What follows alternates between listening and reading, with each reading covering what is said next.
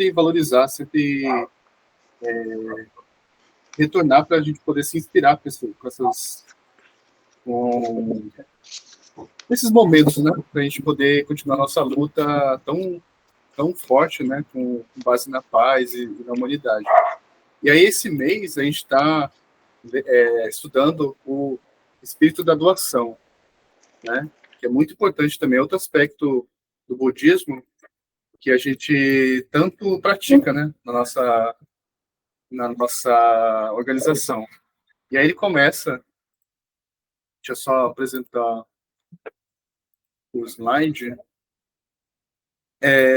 que ele começa, né? Podemos dizer que as ações oferecidas pelo avanço do Conserufo, a doação do precioso tempo para as diversas atividades promovidas na organização, o oferecimento de incentivos para as pessoas se fortalecerem na prática budista, as contribuições financeiras com um nobre e sincero espírito de fé e a leitura deste guia para se aprofundar nos ensinamentos budistas são consideradas também uma forma de dedicar a vida ao budismo.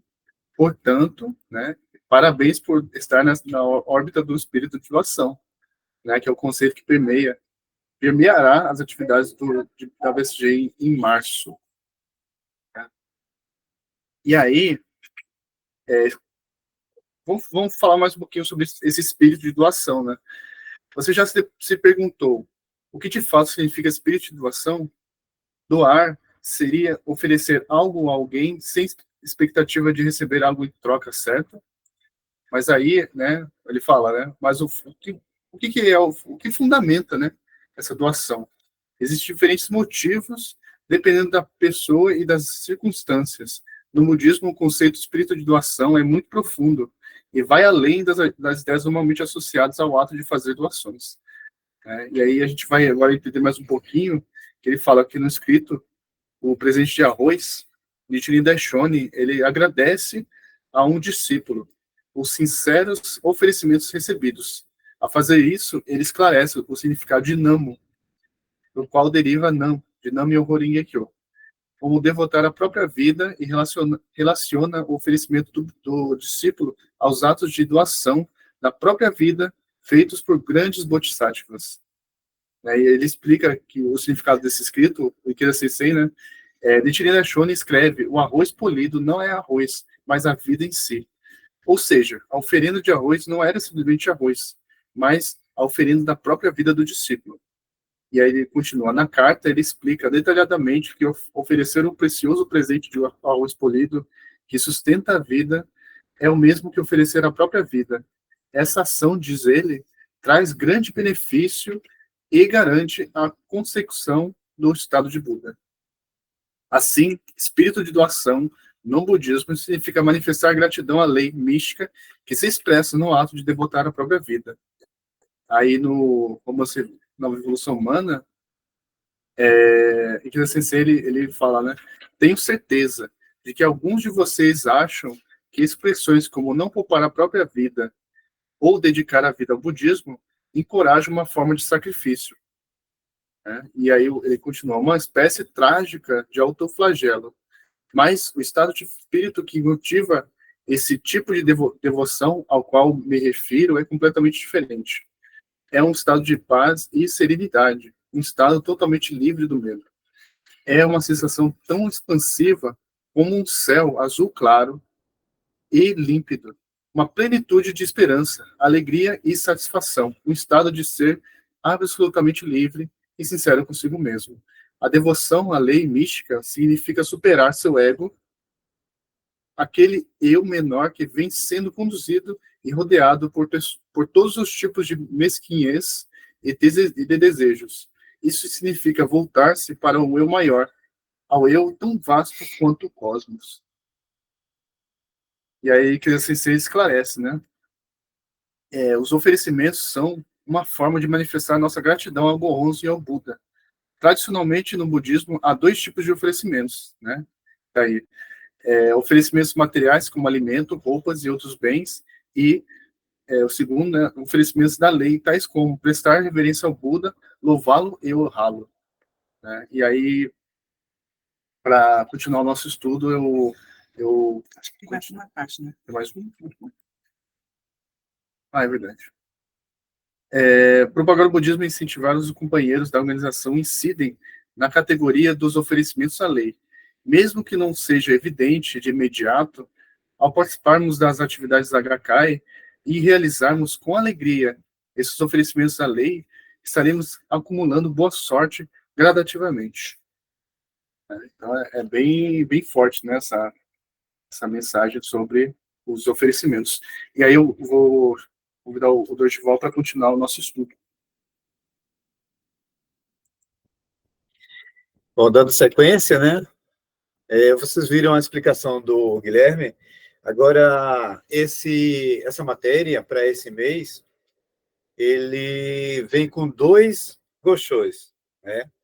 Então, assim, não se assustem, mas os 2 goshôs, eles são curtos, são bem curtos.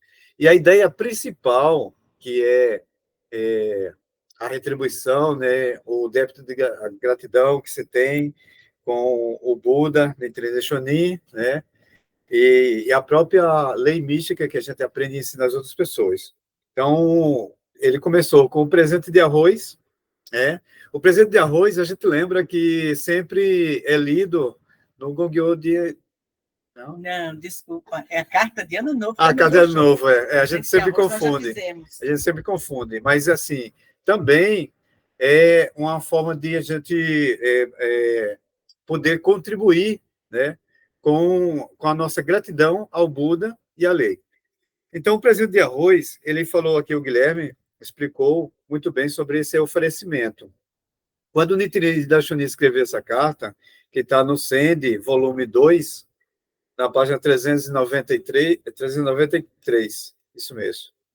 Ele fala que a questão dessa doação é que o devoto, ele doa o que tem mais de precioso.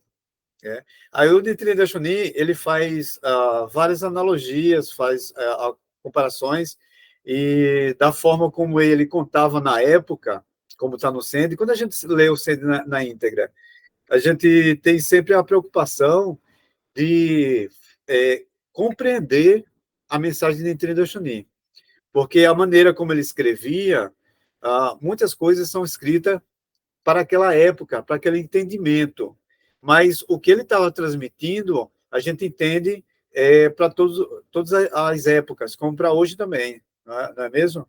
Então, ter esse cuidado, porque quando ele fala sobre o presente de arroz, ele fala sobre os veneráveis, como eles faziam essa doação, de que forma eles faziam essa doação. Então, esses veneráveis, aqui no presente de arroz, ele diz assim, né? Oferecer nossa existência ao Buda. Do ponto de vista da posição social, há indivíduos que têm, né? Pessoas que têm posses, bens materiais, esposa, filhos, né? São tudo bens, tudo valioso, né? Mas naquela época, os veneráveis eram pessoas que doavam a vida a propagar o ensino, então eles não tinham esses bens materiais. Não tinha por que ter esses bens materiais. Eles só se dedicavam realmente à propagação do ensino. Então, quais eram os bens materiais que eles tinham naquela época? A própria vida.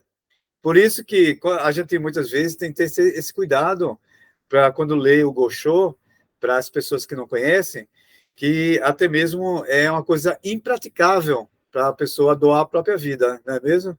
Então, tem muito esse cuidado, porque aqui no Sende, ele fala, né? O menino Montanhas de Neve ofereceu seu corpo a um demônio. Aí depois diz, o Bodhisattva, rei dos remédios, queimou os braços como oferecimento ao Sutra do Lótus. E mais adiante ele fala que o próprio príncipe Shotoku arrancou a pele da mão para nela copiar o Sutra do Lótus. Então, assim, o que Nichiren Daishonin estava contando naquela época é que os veneráveis que ele não tinham bens materiais, o único bem era a própria vida. Por isso que ele narra dessa forma. Aí, para a gente trazer isso para hoje em dia, né? Então, precisamos entender, compreender a mensagem de Nichiren Daishonin para poder a gente trazer para hoje em dia. E o objetivo desse estudo é a gente aprofundar um pouquinho mais no estudo, como já diz o nome, né, do Departamento de Estudo do Budismo, que a gente Curso avançado de budismo. exatamente. Se é um curso avançado do budismo, a gente tem que aprofundar um pouquinho mais. Então, a gente vai passar na palestra a mensagem principal de Nichiren Daishonin, que está naquele livrinho azul que saiu, o encarte. E o encarte vem bem explicadinho, bem mastigadinho, para a gente passar nas palestras. Mas hoje a gente está se aprofundando um pouquinho mais, para que a gente possa também compreender quando lê o Sende, quando as partes lá que a gente muitas vezes não consegue compreender, a gente pegar os principais, né, pontos e a gente poder aí trazer para o nosso estudo. Aí ele continua aqui, né, que entretanto, no que se refere a se tornar Buda, as pessoas comuns que mantêm as palavras determinação resoluta no coração torna-se Buda. Então, Nichiren Daishonin está falando que essa questão de doar, de se doar, para se tornar um Buda, precisa de ter uma determinação resoluta. E que determinação resoluta é essa? É quando a gente se dedica a nossa própria vida à lei mística. Hoje em dia, de que forma a gente doa a nossa própria vida? Quando a gente vai a uma atividade, até o local da atividade, a gente já movimentou a nossa própria vida. Não é a doação da vida? Quando a gente está falando para outra pessoa sobre o budismo, está ensinando, está explicando, a gente também está doando a nossa voz, que faz parte da nossa vida. Então, essa doação da vida, né, que em termos práticos trazemos para hoje. Essa carta do presidente de Arroz, ela não teve um destinatário nem quando foi escrita. O presidente de Arroz deriva do trecho inicial em que Nichiren Daishonin agradece pelos oferecimentos. Também indica o tema do escrito. Aí fala aqui que Daishonin, o que converte nossos oferecimentos em atos significativos é a determinação resoluta. Portanto, afirma que o arroz polido que recebeu equivale à vida em si. Né? Então, ele está comparando o presente de arroz, que fala sobre o arroz polido, né? É o arroz sem aquela casquinha, né? Todo limpinho, o arroz polido, que representa a própria vida, está sendo doada. Bom, esse foi o primeiro Gosho. Aí ele diz aqui, né? O espírito de doação está ligado ao sentimento de profunda gratidão à lei mística. A doação ou oferecimento à lei mística é realizado na forma de ações benevolentes. Lembra que eu estava falando sobre essa questão de como a gente traz para os dias de hoje? Então, é sobre essa forma de ações benevolentes. Os oferecimentos à lei mística geram o grande benefício da concessão do estado de Buda. Consecução, desculpa. Quer dizer, você atingir o estado de Buda, né? É uma consequência das suas ações pelo Koserufo. Agora sim, vamos para o segundo Gosho, que é o Rico Sudatta. Né? Aí diz aqui que a maneira para se tornar um Buda facilmente não tem nada de especial. É como dar água a alguém sedento em época de seca, ou como acender fogo para uma pessoa que está morrendo de frio. Também é como dar algo único a outra pessoa, ou fazer uma doação ainda que ao custo da própria vida. Então, voltando àquele ponto, né? Porque as pessoas que escutam a primeira vez, elas podem também se surpreender ou se assustar um pouco, né? Essa questão da própria vida. Por isso que o Guilherme colocou o significado de Namu, que é devotar a própria vida. Quando a gente se levanta logo cedo da cama, quem trabalha já deixa o despertador para poder levantar cedo e se preparar para ir ao trabalho. Não é uma devoção? Quando a gente se prepara para assistir o nosso time do coração, não é a devoção, não estou me devotando. Então, é nesse sentido que, quando se lê o Gosho, tem que explicar para as pessoas. Joia? Então, o Rico Sudata. O quê? Ah, sim. Obrigado, a minha assistente aqui. Tempos atrás, ele fala sobre duas analogias, né? Ele fala sobre o rei chamado Cor Dourada. Esse rei, Cor Dourada, ele conta que existia um reino. Então, assim, é uma fábula, né? Que conta a história de um rei que, no seu reino, foram 20 anos de seca. E as pessoas estavam morrendo. Ele narra, né, os sofrimentos, e chegou a tal ponto que o rei, ele começou a doar tudo que tinha para as pessoas, para amenizar o sofrimento das pessoas. E, no final, ele só ficou com 5 medidas de arroz. E aí essas pessoas começaram chegar à porta dele, ele não tinha como não deixar de oferecer esse último mantimento que tinha, né? E ele ofereceu, mas clamou a todas as divindades que tirasse esse sofrimento, que ele estava trazendo para ele o sofrimento de todo o seu povo. Aí foi quando tudo se transformou, né? Aí tem, aqui mesmo fala que Nichiren Daishonin narrou de uma forma, e outras escrituras ela narra de outra forma como foram esses benefícios. Mas o importante é que a sinceridade desse personagem trouxe, através do oferecimento dele, trouxe os benefícios, né? Então, equivale a trazer esses benefícios. E depois ele fala sobre o rico Sudata. O rico Sudata, ele ficou pobre 7 vezes e teve prosperidade 7 vezes. Então, é interessante essas histórias, são muito interessantes. E na última vez que ele ficou pobre, ele só tinha também 5 porções de arroz, né? Então, o que contava na história anterior, da mesma forma, ele só tinha 5 porções de arroz. E todas as pessoas tinham ido embora, outras tinham falecido, e só ficou ele e a esposa. E na porta bateram 5 pedintes. Quem são esses 5 pedintes da história de Sudata? O primeiro, deixa eu pegar aqui, 5, aí tem aqui, de arroz. Nesse momento, chegaram 5 pedidos. Um deles, o Mahakashyapa, porque os nomes são um pouco muito compridos, né? Mahakashyapa, Shariputra, Ananda, Rahula e, por fim, Sakyamuni. E ele não hesitou, né?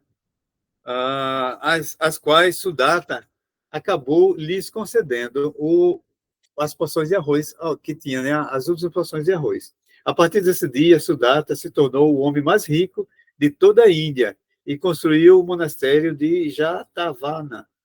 Com base nesse relato, o Senhor deverá compreender tudo mais. Então, dessa forma, ele deu esses exemplos, né? Ali fala sobre essa questão da atitude. Por que Nichiren Daishonin estava falando tudo isso? Aí a gente chega aqui no cenário histórico. Tem no material?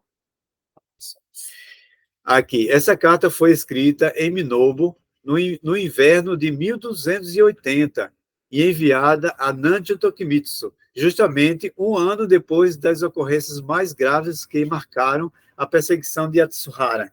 Lembra que a perseguição de Yatsuhara foi a última perseguição das 3 que começou a perseguir os seus seguidores, né, os discípulos. Porque as outras 2 era só perseguição diretamente a Nichiren. Dessa vez, né, se estendeu aos seus seguidores. As autoridades de Kamakura, em represália ao apoio de Tokimitsu aos seguidores de Daishonin, cobraram altos impostos sobre suas terras. como forma de punição e exigiram que ele fornecesse homens para trabalhar sem remuneração. Então, veja só que crueldade, né? Você é responsável por uma propriedade e você tem que ceder os seus funcionários para trabalhar forçadamente sem receber um centavo por isso. Então, assim, ele se sente... O sofrimento do outro termina sendo seu próprio sofrimento. Mesmo enfrentando extremas privação, a principal preocupação de Tokimitsu era com a condição de Daishonin, a quem conseguiam enviar 1.000 moedas.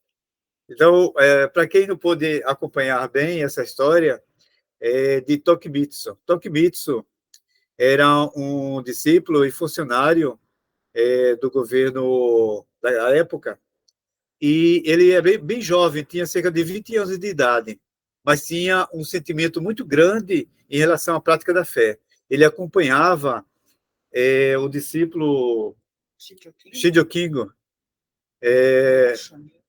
e Nico Shonin, né, na região, na época que estava propagando o ensino.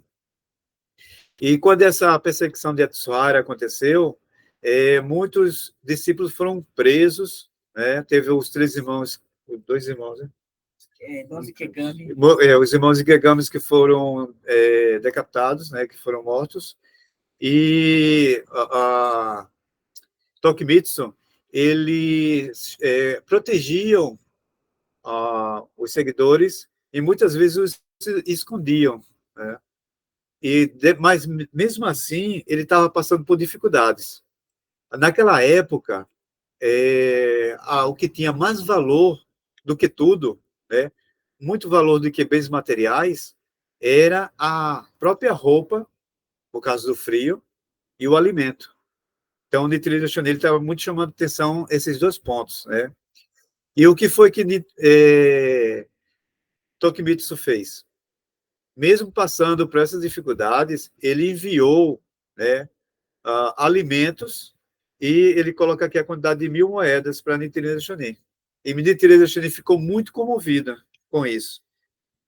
Tem a outra parte. Aí, para a gente fechar o entendimento de tudo isso, né, dos 2 Goshos, ele colocou aqui, Nichiren Daishonin está dizendo que essa doação demonstra que Tokimitsu já está engajado na prática de se tornar um Buda, né? Trilhando o caminho da iluminação.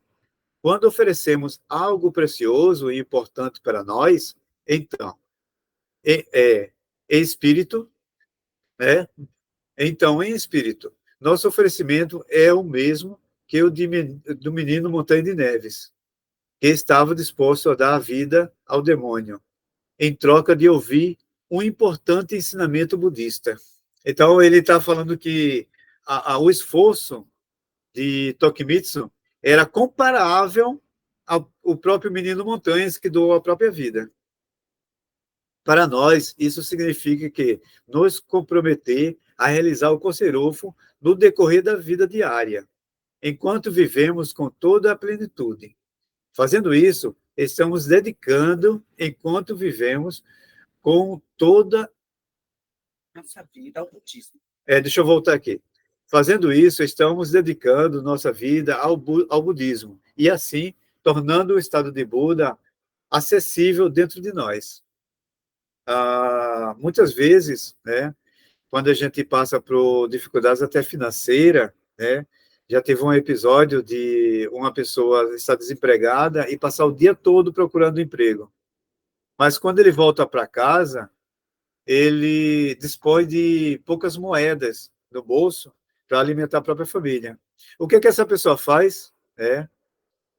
Nesse mesmo dia, ele pega a família e vai a uma atividade da Gakkai, feliz da vida, sabendo que aquela condição era momentânea. Então, é um dos exemplos, né? O que Nichiren Daishonin está dizendo é justamente isso. Esse espírito de doação faz com que a gente possa trilhar um caminho que a gente não se desvie por causa das condições externas. E a gente, enfrentando dessa forma, vamos ter, no final de cada jornada, os benefícios. Então, isso é a afirmação do próprio Nichiren Daishonin. Então, quando a gente lê na íntegra, a gente começa a compreender o sentimento e o coração de Nichiren Daishonin. Por isso que é importante a gente poder ler o Gosho, né, e poder transmitir da melhor forma para os nossos membros e convidados. E aí eu vou passar... É o próximo ali? Pronto, eu vou passar agora para a Venise. Para mim, e tudo que... Boa noite. Tudo que Dorival disse, né, Guilherme, e foi tudo o material preparado pelo Deb da BSGI, tudo isso é fazer o COFO, é assinar o impresso, é ir para a atividade, é pagar a internet para poder ter essa atividade, não é? Melhorar o computador, melhorar o celular, faz tudo parte disso. E não é esperar a condição para daí fazer, é fazer mesmo sem a condição, né? Então, assim, isso tudo nós aprendemos desde o princípio da nossa vida, né? Da nossa vida na Gakkai. Aí, como colocar em prática? Eles separaram trechos da obra, né? Nova Revolução Humana, que é o mais importante é a sinceridade. Ele aqui conta a história, na Nova Revolução Humana, da mulher pobre e a lamparina, que ela queria tanto, mas tanto, né, que ela oferecer a lamparina acesa como os demais, que ela usou, embora seja pobre, ofereço esta lamparina com toda a minha sinceridade, e que com o mérito que obtiver eu possa alcançar uma brilhante sabedoria na próxima vida e iluminar a escuridão de todos os seres vivos. O sentimento dela foi tão, tão grande, tão profundo, que no dia seguinte somente a lamparina dela estava acesa. E a dos demais, né, dos ricos, que tinham, né, podiam colocar a lamparina power lá, já tinha se apagado. Então, aqui diz assim, que o Buda afirmou que a lamparina jamais poderia ser apagada, mesmo que fosse engolida pela água dos 4 oceanos ou golpeada por ventos fortes. Que maravilha! Isso porque a lamparina foi oferecida por alguém que acalentava o grande desejo de conduzir todos os seres vivos à iluminação. Então, o que importa é a sinceridade. Se mantivermos uma fé inabalável, poderemos acender a lamparina da boa sorte, capaz de iluminar todo o universo. E a contribuição na Soka Gakkai, nós sempre usamos esse trecho nas reuniões de fechamento do COFO, que é falando sobre os contribuintes, o departamento de contribuintes, né? Que foi criado no dia 3 de julho de 51. Desde então, o crescimento de participantes foi promovido de forma gradativa e firme, tornando-se mais tarde uma grande força no sustento de todas as atividades da Gakkai. Então, os membros desse departamento sentiam-se felizes, orgulhosos e com profunda gratidão. Eu posso dizer aqui que nós, né, nos sentimos assim, porque foram escolhidos e por ter a honra de servir ao Kossei-Rufu com suas contribuições. Aí, aquela frase eterna, a contribuição na Soka Gakkai difere das coletadas costumeiramente na sociedade, pois a iniciativa de participar está fundamentada na prática da fé, na sincera e fervorosa fé.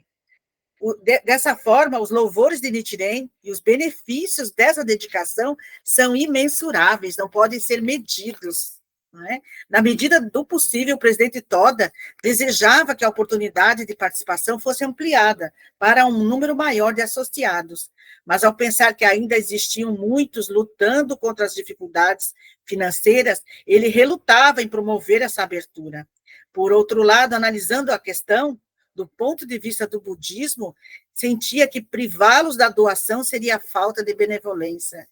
Então, era importante abrir espaço para que outras pessoas também pudessem contribuir. Isso está no volume 4 da Nova Revolução Humana. Acredito aqui em casa que esse volume é o que está mais surradinho, é o que é mais lido, é esse volume 4.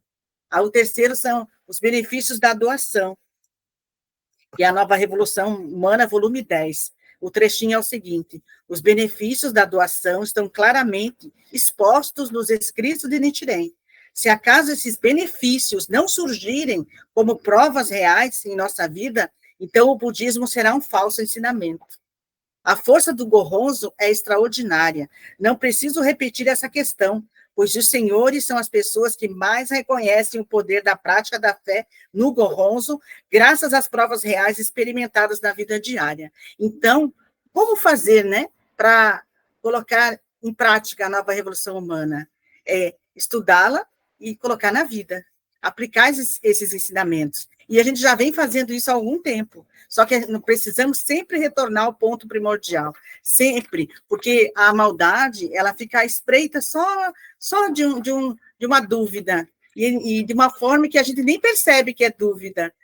Pensamos que são tantas outras coisas, mas fundamentados na prática da fé e nas oportunidades que a organização nos proporciona, nós crescemos, nos desenvolvemos, apresentamos o budismo às outras pessoas, comprovamos na nossa vida e mostramos a validade do budismo. Então, esse ensinamento nunca poderá ser tido como falso, né? Como só uma teoria. Muito pelo contrário, na nossa vida é que pulsa esse ensino. Aí, eu gostei muito que nesse material do DEB, da BSGI, eles colocaram uma dica de leitura, que é sobre o livro que foi feito com o diálogo entre o senhor Toynbee, Arnold Toynbee, e o Dr. Daisaku Ikeda.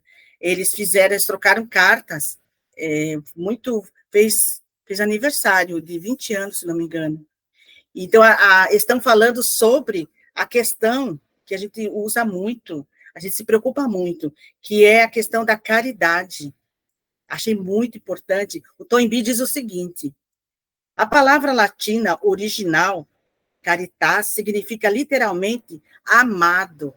Entretanto, a palavra derivada dela, caridade, passou a significar não amor, mas a distribuição de um subsídio dos ricos para os pobres. No sentido ocidental moderno, caridade foi imbuída de condescendência, que é o reverso do respeito. Aí ele continua: o ato de fazer e receber caridade carrega a conotação de que a pessoa que recebe, ela é inferior, ao passo que a que faz é superior, seja no nível ético, seja no nível econômico, ou então em ambos. Nesse cenário psicológico, o beneficiário da doação a recebe com um certo ressentimento. É uma resposta frequente no Ocidente, ele diz, que não quero caridade. E é verdade, eu já passei por isso. É evidente que todo ser humano deseja caridade no sentido original da palavra, ele continua, ou seja, amor. Com essa conotação, dificilmente alguém responderia que não quero caridade. No entanto, é natural não querer. Há caridade no sentido da palavra que implica uma relação de desigualdade, então, que é destituída de um amor genuíno. Aí o presidente Ikeda fecha. Assim como as obras de caridade sem amor podem causar danos, o amor abstrato, sem aplicação prática, pode ser vazio de sentido. E ele continua: acredito que o conceito budista de compaixão, de ri, definido como remover a tristeza e levar a felicidade aos outros, dá ao amor um significado substancial, um verdadeiro amor. Quando você faz o shakubuku, você quer retirar o sofrimento da pessoa, né, e mostrar o caminho da felicidade. Mas quem faz isso é a própria pessoa. Nós é que encaminhamos para que ela, na ação dela mesma, ela consiga transformar a própria vida. Aí, para finalizar, eu gostaria de tocar num outro assunto. Eu gostei muito na crônica, na parte final, da Lívia Endo, ela é coordenadora da DFJ da BSGI. E eu gostei muito que ela começou dizendo o seguinte: como filha da boa sorte, Fukushi, desde pequena, vi meus pais participarem do departamento de contribuintes, oferecendo mesmo que uma única cota em nome de suas 3 filhas. Aprendi nos primórdios que essa doação era para manter as nossas sedes regionais e centros culturais, possibilitando que as atividades fossem realizadas em prol dos membros, né? Aí ela fala que, aos poucos, quando ela cresceu, ela foi... tem um significado diferente para ela, o Kofo, porque daí foi o próprio esforço, né? Só que daí depois ela diz assim, encurtei a história, porque antes disso houve muito incentivo, treinamento, aprimoramento, superação de limites, líderes que acreditaram em mim e me forjaram como valor humano, mas eu acho muito lindo que, para finalizar mesmo, ela diz assim, esse ciclo certeiro de gratidão, doação e benefícios, mesmo que em ações inconscientes, mesmo eu não percebendo, né? Mesmo sendo inconsciente, são atitudes que provocam a transformação positiva da nossa vida. A sinceridade cria o desafio no nosso dia a dia, fazendo com que a sabedoria se manifeste. Isso ela já está citando o presidente Ikeda. E os grandes benefícios sejam canalizados ao nosso favor, criando assim condições ideais para a transformação. É a luta efetiva para compreender que iluminar o caminho das pessoas é iluminar o próprio caminho. Então, esse março de doações, né, março de doação, é esse espírito. Voltar, né, à origem, ao ponto primordial, que é o espírito do COFO, o espírito do BS, né, de assinar o impresso, de ter acesso ao material, o espírito de gratidão aos mestres, né, realizar as atividades na nossa localidade, nos esforçarmos ainda mais para poder fazer parte dessa campanha dos 100 jovens, porque eu tenho certeza que cada um aqui apresentou o budismo para um jovem, e está achando assim, não, mas acho que o meu não conta. Na realidade, conta. É só falar, né? Fala para o seu líder, fala para o Guilherme, né? Para poder lançar. Eu tenho certeza que cada um vai fazer a lista e vai dizer, poxa, eu tenho um monte, é verdade, né? É importante fazer parte, né? E voltar ao ponto primordial sempre. De minha parte, é só. Aí eu vou passar a palavra para o Dorgival, que ele que é o que vai fechar. Muito obrigada. Eita, pessoal, gostaram?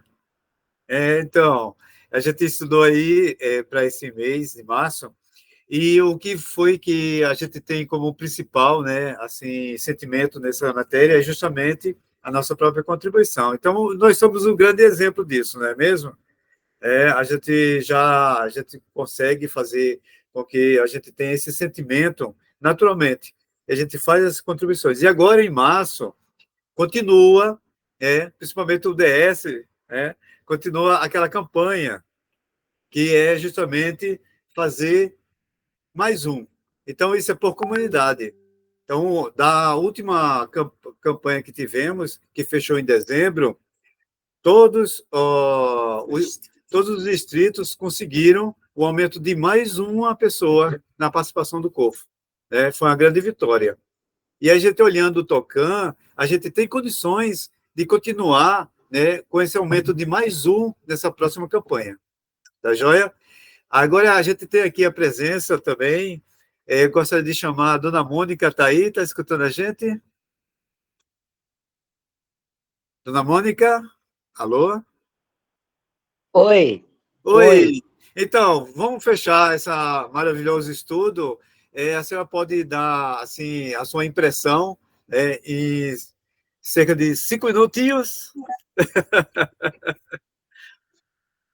Sim. Esse conteúdo realmente foi assim muito maravilhoso, porque tem muitas informações que a maioria de nós desconhece, né? Ou não lembra mais, né? Porque essa questão, né, do que representa, né, a contribuição do processo, sabe? Quando você contribui, o que é que acontece com a sua vida, né? Então, é bem esclarecedor, né? E é bem, assim, libertador, né? Então, assim, para a gente, é possível, né, a gente entrar na órbita, né, da transformação kármica, né? De situações financeiras, de desarmonia, né? Então, é possível, né? Quando a gente realmente, né, para de resistir, né, aos ensinamentos budistas, né? Porque nem sempre aquilo que a gente lê e aquilo que a gente ouve ou aquilo que a gente nem sempre é de acordo, né, com aquilo que a gente gostaria de ouvir, né? Agora, aquela coisa, se eu quero ouvir só o agradável, então eu fico ouvindo só eu, né? E olhe lá, que se chegar na frente do espelho, ainda tem o risco de não ouvir nada agradável, né? Então, assim, é muito esclarecedor, muito bom esse conceito, esse material que vocês, né, selecionaram, muito bom, esses trechos da Nova Revolução Humana, né, do 4 e do 10, espetacular, né? Foi tudo de maravilhoso, esclarecedor. Muito, muito, muito bom mesmo. Agora, esse material está no caderninho azul, não? Não, né? É pesquisa de vocês, né? Não, sim, é tudo do caderninho azul. Ah, Só tá. o PPT, né, que eu fiz no Canva, porque ainda a BSGI não disponibilizou, mas é tudo do caderninho, Para do espírito de doação. quem for procurar o material, né, além do encarte, a gente está aguardando que esse PPT, que é o PowerPoint, seja feito também pela BSGI, como foi feito da outra vez, né? Mas como não saiu, a gente mesmo também fez, né? E dá para pegar tanto no BS, como no site da editora. Bem no cantinho está escrito aqui, Guia para a Vitória. Dá para ver o de março, fevereiro e janeiro. Dá para acessar. Joia? Então, muito obrigado, dona Mônica. Vamos abrir as câmeras aí, pessoal. Vamos todo mundo abrir as câmeras, se preparar. A nossa foto comemorativa. Olha o Antônio aí. Sheila, Edja, Valéria Santana. X. Vamos lá, vou ainda apertar. Estamos preparados aí? Eu vou apertar aqui. Aí apareceu. Tá virada, André. Valéria Santana. Vira aí sua câmera. Tá de lado. É só virar a câmera. Aí, agora sim. Ótimo. Então vamos lá. 1, 2, 3. Sensei! Peraí que vai revelar. Eu vou revelar a foto. Para ver se saiu boa. Pronto, ótimo. Parabéns, pessoal.